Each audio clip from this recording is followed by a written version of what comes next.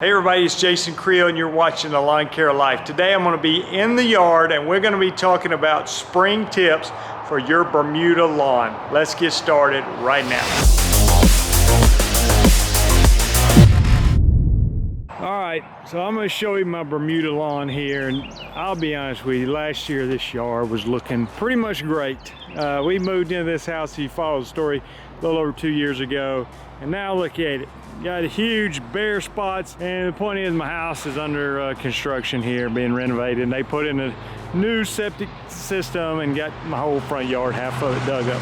So let's not talk about that too much, but what I want to talk about is the Bermuda grass that's here and what you can be doing to your Bermuda lawn right now. So if you'll notice, my existing part of my Bermuda grass lawn is got some green shoots coming up, which is a good thing, but I'm gonna say maybe 25% green, maybe 30%.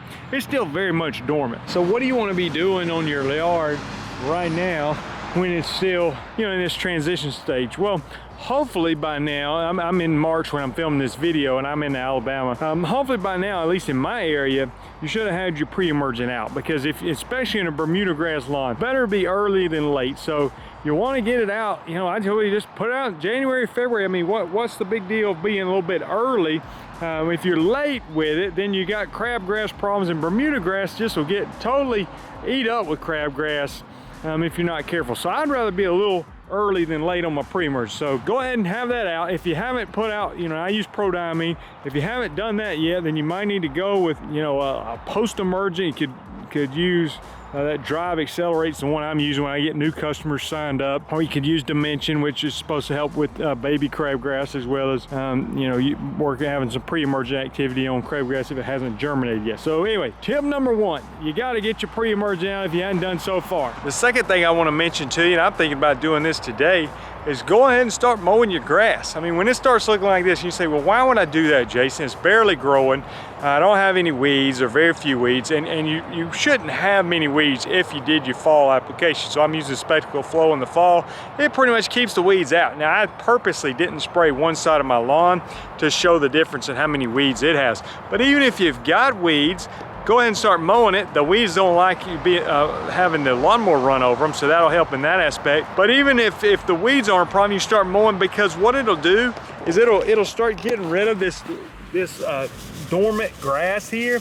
And when I can get rid of that and get down here and get some green tissue, you see how it's alive. It just needs some sunlight, and it's being insulated by all this dormant grass. So if I can mow it low, whether you scalp it or bag it or whatever you want to do, I don't care, but mowing it to let the sunlight get down to the roots and really start turning the grass green. So when I see people that have the greenest lawns in the springtime, early green up, often it has very little to do with their fertilizer. It has more to do with they started mowing their grass early. So I encourage people, again, this time frame is going to be adjusted depending on where you live, but in my area, I like to go ahead and cut mine at least one time in March so that it can start greening up and looking a lot better. All right, another tip I want to provide for you is if you've got some tough grassy weeds like Dallas grass, right here, you got a clump of Dallas grass. So you either go in there with like a non-selective herbicide like glyphosate when it's dormant and spray it, and try to, still try to be careful and just spray the weed. Or in the spring or fall, those are good times to use something like Tribute Total or mix Celsius and Certainty together and hammer that Dallas grass and try to get rid of it. Because once you get into the summertime, about the only thing you're gonna get rid of it with is if you spray it with like Roundup or something, which obviously is gonna leave a dead spot, or use MSMA, which is not legal on a residential property. So this is a great time. This is kind of like your last hope to get rid of that Dallas grass, or the easiest time. I'm not saying it's impossible, but it's very difficult in the summer to get rid of it. Now, what about fertilizer? Well, I usually start fertilizing a Bermuda lawn in April, once it starts warming up a little bit more. And I don't want to do it then when it's cold. Now, I got this blend from Harold's. It's a 20-3-5 blend. And it's a quick release fertilizer, but that's once it starts warming up and it starts turning green, then I put that on it, and hopefully it gets watered in and can really help it take off. And then I come back later in the summer, like May or June, I guess May's technically still springtime, late spring, early summer, and put the slow release fertilizer down. It's gonna feed it for the next 4 months, hopefully keep it green during the rest of the growing season. What about watering the lawn? Well, I tell people, I've had somebody ask me this the other day, say, Jason, I'm gonna go ahead and turn my sprinkler system back on. And I told them, I said, well, I wouldn't do that if it was me. One, we get a lot of rain in my area in the springtime, but also typically, I tell them just don't even bother turning it on until May, because you really don't need it. And then at that point, just turn it on and water the grass 1 time a week. Sometimes I see people, when they have irrigation systems, they just water the grass too often. So if you, let's say you're watering it 5 times a week for 10 minutes. Well, what happens is you're keeping it damp, and which can cause some fungus problems. You see, oftentimes I see people that have dollar spot in the summertime, and they end up with, you find out, well, they're running a sprinkler just about every day. And if you just run it for 5 or 10 minutes, you're not really letting that water soak down deep into the ground, down to the roots. So I would say, the way I was taught is, hey, you turn it on and you let it run, 30 to 40 minutes per zone. Or I usually ask people, I say, how much are you watering per week now? And they'll say, well, it's 5 minutes a day for 6 days. I'll say, okay, well, that's 30 minutes a week. How about do this?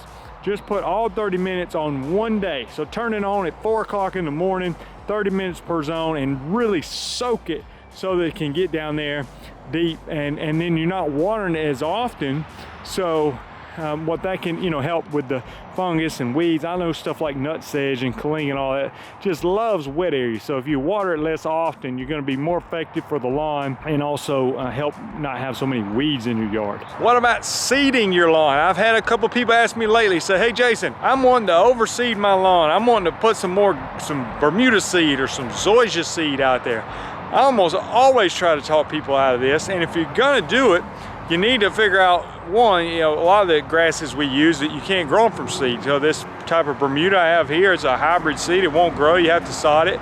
It's really not necessary. If you just have some bald spots, it will fill in over the summer. Would that qualify in your mind as a bald spot? Look at that. It looks like somebody's getting ready to install a swimming pool in my front yard. I mean, would you say this is a bald spot?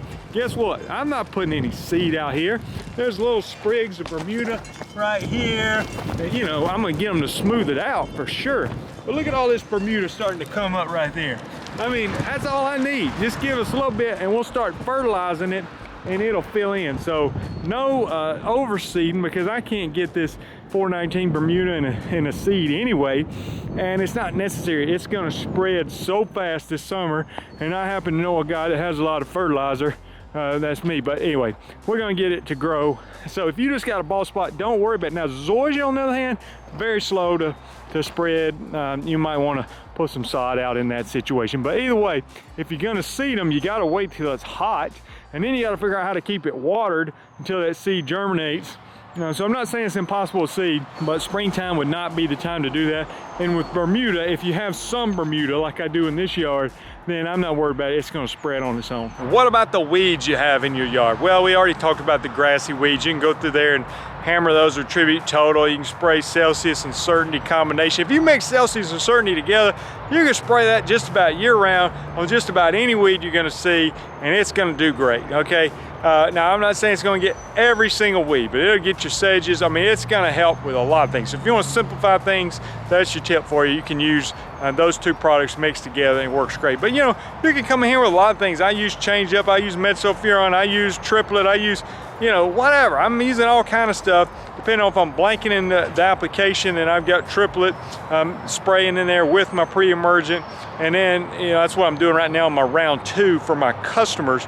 But then once it gets warm, you start seeing all the nutsedge and all these different weeds popping up that you want to get rid of. I'm not blanking in yards at that point. I'm fertilizing. At that point, that's where you're going to mix some products up, like a Change Up, like a Metsulfuron, like a Celsius Certainty combination, whatever. You go out there and you start spraying.